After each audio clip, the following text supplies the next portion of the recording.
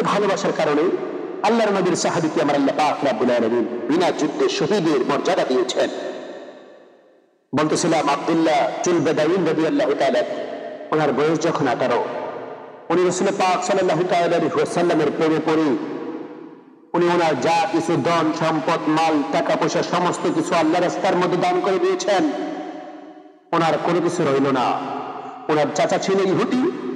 ওই চাচাকে উনি বললেন, চাচা আমি ইসলাম ধর্ম গ্রহণ করতে চাই, আমি ইসলাম ধর্ম গ্রহণ করতে চাই। এই কথা বলে চাচার সামনে পড়ে ফেললেন, আশহাদু আল্লা ইলাহা ইল্লাল্লাহু ওয়া আশহাদু আন্না মুহাম্মাদান আবদুহু ওয়া রাসূলুহু। চাচা বললেন, ভাতিজা তোমার সাথে আমার রক্তের সম্পর্ক শেষ হয়ে গেল, তোমার সাথে আমার আত্মীয়তার সম্পর্ক শেষ হয়ে গেল, তোমার সাথে আমার আর কোনো সম্পর্ক টিকে রইল না। তোমার কাছে আমার যে সম্পদ রয়েছে, আমার যে টাকা পয়সা রয়েছে, ওইগুলা তুমি আমাকে ফেরত দাও। আল্লাহর নবী সাহাবী ওইগুলা ফেরত দিয়ে দিলেন। এবার বলতেছেন, তোমার শরীরে যে জামা জুব্বা রয়েছে, এই জামা জুব্বা গুলাও আমার টাকার কেনা, তুমি এইগুলো আমাকে ফেরত দাও। হযরত আব্দুল্লাহ জুলবাদাইন রাদিয়াল্লাহু তাআলা আনহু উনি আশ্চর্য হয়ে গেলেন। চাচা বলতেছেন, হয় মুহাম্মদকে তালাক দাও, না হলে আমার টাকার কেনা এই সম্পদ, আমার টাকার কেনা এই পরিধয় তুমি আমাকে দান ফেরত দিয়ে দাও। আল্লাহর নবীর সাহাবী আব্দুল্লাহ জুলবাদাইন রাদিয়াল্লাহু তাআলা আনহু উনি আর দেরি না করে সঙ্গে সঙ্গে ওনার পরিধেয় জামাগুলা খুলে ওনার চাচাকে দিয়ে দিলেন। উনি উলঙ্গ হয়ে গেলেন। উনি ওনার শরমগার মধ্যে হাত রেখে উনি ওখান থেকে চলে আসছে।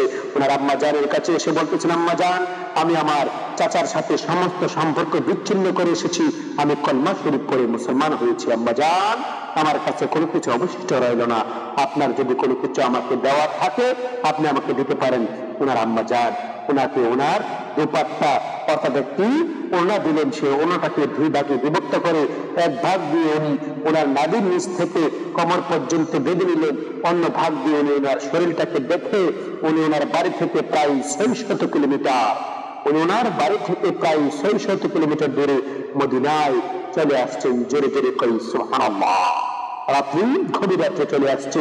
এদিক দিয়ে ইমামুল আম্বিয়া রাসূল পাক সাল্লাল্লাহু তাআলা আলাইহি ওয়াসাল্লাম এশার নামাজের পরে উনি ওনার সাহাবী হযরত বেলাল রাদিয়াল্লাহু তাআলা কে বললেন, বেলাল আজকে গভীর রাত্রে আমার একজন মেহমান আসবে, যার নাম হচ্ছে জুলবাদাইন, আব্দুল্লাহ জুলবাদাইন, দুই হালকা চাদরওয়ালা। ওই সাহাবী আসলে তুমি তাকে যত্ন করবা, ওই সাহাবী আসলে তুমি তাকে কি করবা, আদর যত্ন করবা। ওই সাহাবী যখন গভীর রাত্রে আসছে মসজিদের নববীতে এসে সালাম দিয়েছেন, আসসালামু আলাইকুম। মসজিদের ভিতর থেকে সালাম পুনরায় সালাম আসছে, আসসালামু আলাইকুম ইয়া আব্দুল্লাহ জুলবাদাইন রাদিয়াল্লাহু তাআলা আনহু। এই কথা শোনার পর উনি আশ্চর্য হয়ে গেলেন।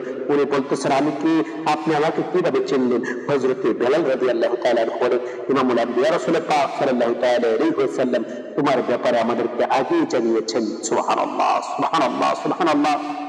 হযরত বেলাল রাদিয়াল্লাহু তাআলা আনহু ফজরের নামাজের সময় আজান দিলেন।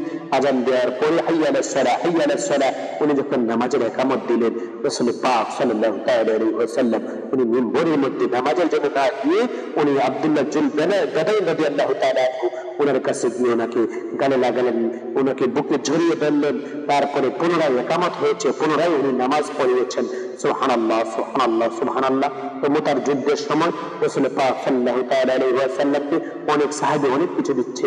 হযরত আব্দুল্লাহ জুলবাদাইন রাদিয়াল্লাহু তাআলা আনহু উনি বলতেছেন, ইয়া রাসূলুল্লাহ ইয়া হাবিবাল্লাহ আমার কোনো কিছু নাই, আমি আপনাকে কি দিব ইয়া রাসূলুল্লাহ? আমি চাচ্ছি আমার জীবনটাকে এই যুদ্ধের মধ্যে অর্পণ করার জন্য।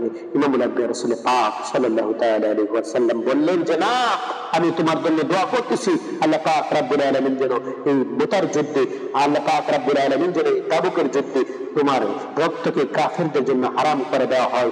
তো দেখা গেল এই যুদ্ধের মধ্যে উনি শহীদ হয় নাই, কিছুদিন পরে উনি জ্বরে আক্রান্ত হয়ে দুনিয়া থেকে বিদায় হয়েছে। রাসূল পাক সাল্লাল্লাহু তাআলা আলাইহি ওয়াসাল্লাম বলেছেন, আমার এই সাহাবী শহীদ হয়েছে, আমার এই সাহাবী শহীদ হয়েছে। এই সাহাবীর কবরে ইমামুল আম্বিয়া রাসূল পাক সাল্লাল্লাহু তাআলা আলাইহি ওয়াসাল্লাম নিজে নেমেছেন এবং ওনার কবরস্থ ওনাকে কবরস্থ করেছেন এবং আল্লাহর দরবারে হাত তুলে দোয়া করেছেন, প্রভু আজ পর্যন্ত এই সাহাবী আমার মনের বিরোধিতা করে নাই, আমার কোনো বিরোধিতা করে নাই, আমার কাজের কোনো বিরোধিতা করে নাই। আল্লাহ সে আমাকে নারাজ করে নাই, তুমিও তাকে নারাজ করিও না। সুবহানাল্লাহ সুবহানাল্লাহ সুবহানাল্লাহ। আল্লাহ পাক রব্বুল আলামিন হাবিবের প্রেমে নিজের জীবনকে উৎসর্গকারী সাহাবীদের মধ্যে হযরত আব্দুল্লাহ জুল বাদাউন রাদিয়াল্লাহু তাআলা অন্যতম ছিলেন। আল্লাহ পাক রব্বুল আলামিন আপনাকে আমাকে বোঝার তৌফিক দান করুন, সকল বলে আমিন। ওয়া আখিরু দাওয়ানা আলহামদুলিল্লাহি রাব্বিল আলামিন। আসসালামু আলাইকুম ওয়া রাহমাতুল্লাহি ওয়া বারাকাতুহু। আল্লাহ পাক